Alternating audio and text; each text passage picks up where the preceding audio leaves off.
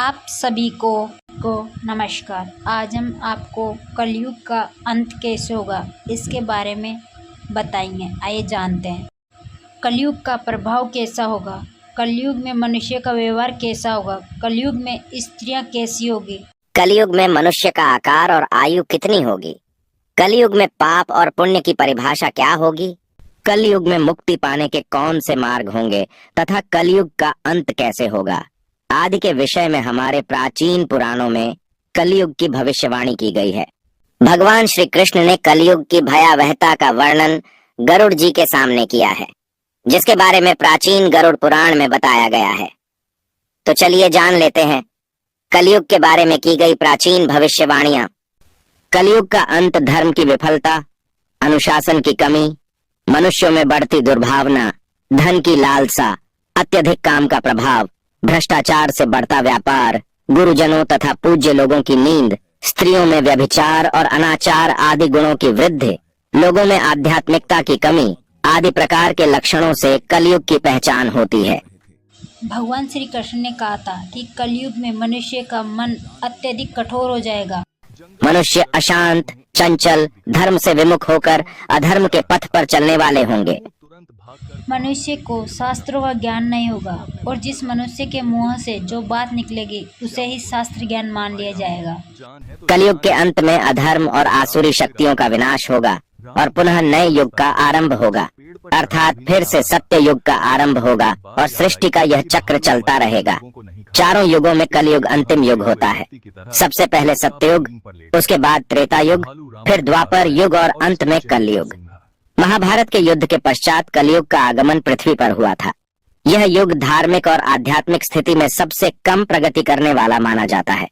मान्यता के अनुसार आज से 3137 साल पहले महाभारत का युद्ध हुआ और कलयुग का आरंभ इस युद्ध के 35 वर्ष के पश्चात हुआ, अर्थात भगवान श्री कृष्ण के अपने धाम जाने के बाद हुआ। श्री कृष्ण कहते हैं, कलयुग में लोग अपने स्वार्थ को ही सर्वोपरि मानेंगे। धर्म का त्याग करके मनुष्य अपनी इच्छा पूरी करने के लिए जी जान से मेहनत करेंगे। धर्म में विश्वास न होने के कारण लोग अन्यायपूर्वक आचरण करेंगे। यदि हम आज के समय में देखें तो पाप इतना बढ़ चुका है, मानो ऐसा लगता है कलयुग का अंत अब निकट आ चुका है। लेकिन कुछ विद्वानों के अनुसार यह तो बस शुरुआत है। आगे कलयुग और भी भयानक रूप लेने वाला है। कलयुग के उस भयानक रूप को देखने की क्षमता आज के मनुष्यों के अंदर नहीं है। जब कलयुग का अंत समय निकट आएगा तो ऐसी ऐसी भयानक चीजें दिखाई पड़ेगी। मनुष्य का रूप इतना विकृत और भयानक हो जाएगा कि वह मनुष्य कम पिशाच ज्यादा दिखाई देंगे। तो आइए जानते हैं गरुड़ पुराण में कलयुग के अंत के बारे में क्या कहा गया है। गरुड़ पुराण के अनुसार एक बार गरुड़ जी ने भगवान श्री कृष्ण से पूछा, हे प्रभु, चारों युगों में कलयुग को ही सबसे भयंकर और दुख कारक माना गया है। इस कलयुग का अंत कैसे होगा और कलयुग का अंत समय निकट आने पर कौन से संकेत दिखाई देंगे? तब भगवान श्री कृष्ण ने गरुड़ जी को कलयुग के अंत के समय मिलने वाले भयानक संकेतों के बारे में बताया है। जब पृथ्वी पर चारों तरफ ऐसे संकेत दिखाई दे तो मनुष्य को समझ जाना चाहिए कि कलयुग का अंत निकट आ चुका है और अब सृष्टि का अंत प्रलय से होगा। सबसे पहला संकेत, भगवान श्री कृष्ण के अनुसार कलयुग का अंत समय निकट आने पर मनुष्य की आयु घटकर केवल 20 वर्ष ही शेष रह जाएगी। 12 वर्ष की आयु में ही मनुष्य के बाल पक जाएंगे। उनका शरीर अत्यंत कमजोर और सफेद रंग का होगा। कलयुग में स्त्री 8 या 9 वर्ष की आयु में ही संतान को जन्म देगी। कलयुग की औरतें बहुत ही क्षीण और छोटे शरीर वाली लेकिन अधिक भोजन करने वाली मंद भाग्या होगी।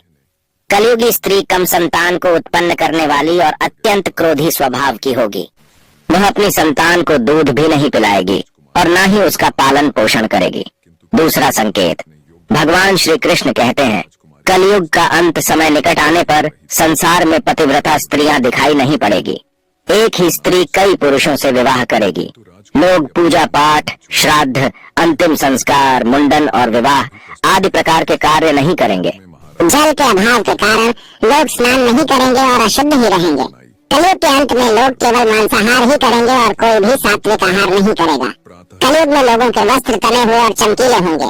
तीसरी बात, श्री कृष्ण के अनुसार जब कलयुग का अंत समय निकट आएगा तो वृक्षों में फल आना बंद हो जाएंगे। सभी वृक्ष फल रहित हो जाएंगे। सृष्टि में हर तरफ केवल शमी के वृक्ष ही दिखाई देंगे। मनुष्य शाकाहार छोड़कर केवल मांस का ही भक्षण करेंगे। कलयुग का भोजन तामसिक और रोग उत्पन्न करने वाला होगा। इसी कारण से लोकयुगी मनुष्य गाय की पूजा करना बंद कर देंगे। सभी गाय का मांस खाएंगे। गायों को केवल दूध और मांस के लिए ही पाला जाएगा। चौथी बात, कलयुग का अंत समय निकट आने पर अल्प वृष्टि होगी, अर्थात बहुत ही कम बारिश होगी। खेत अनाज नहीं उगा पाएंगे। धान्य का आकार बहुत ही छोटा होगा और फलों में रस भी उत्पन्न नहीं होगा। मनुष्य भूख और प्यास के कारण ही मरने लगेंगे। मनुष्य को केवल बकरियों का दूध ही प्राप्त होगा। पांचवी बात, जब कलयुग का अंत होने वाला होगा तब भगवान विष्णु सूर्य के किरणों में विराजमान होकर पृथ्वी का संपूर्ण जल सोख लेते हैं। आकाश में चारों तरफ 7 सूर्य दिखाई देंगे। इन सभी सूर्यों के प्रभाव से संपूर्ण सृष्टि जलकर खाक हो जाएगी। तत्पश्चात रुद्र रूपी भगवान विष्णु संपूर्ण संसार को दग्ध करके अपने श्वास से मेघों को उत्पन्न करेंगे और ये मेघ भयंकर गर्जना करते हुए अगले 100 वर्षों तक आकाश से जल की वर्षा करेंगे और सृष्टि की उस भयंकर अग्नि को शांत कर देंगे। अग्नि शांत होने पर वे मेघ संपूर्ण जगत को जल में डुबो देते हैं और इस प्रकार से कलयुग का अंत हो जाता है और फिर परमात्मा अपनी इच्छा मात्र से पुनः सृष्टि में जीव की उत्पत्ति करते हैं। तो दोस्तों, इस प्रकार से गरुड़ पुराण में कलयुग के अंत का वर्णन किया गया है। उम्मीद है आपको यह जानकारी अच्छी लगी होगी। वीडियो को लाइक जरूर करें, साथ ही चैनल को सब्सक्राइब करना ना भूले। आप सभी का धन्यवाद।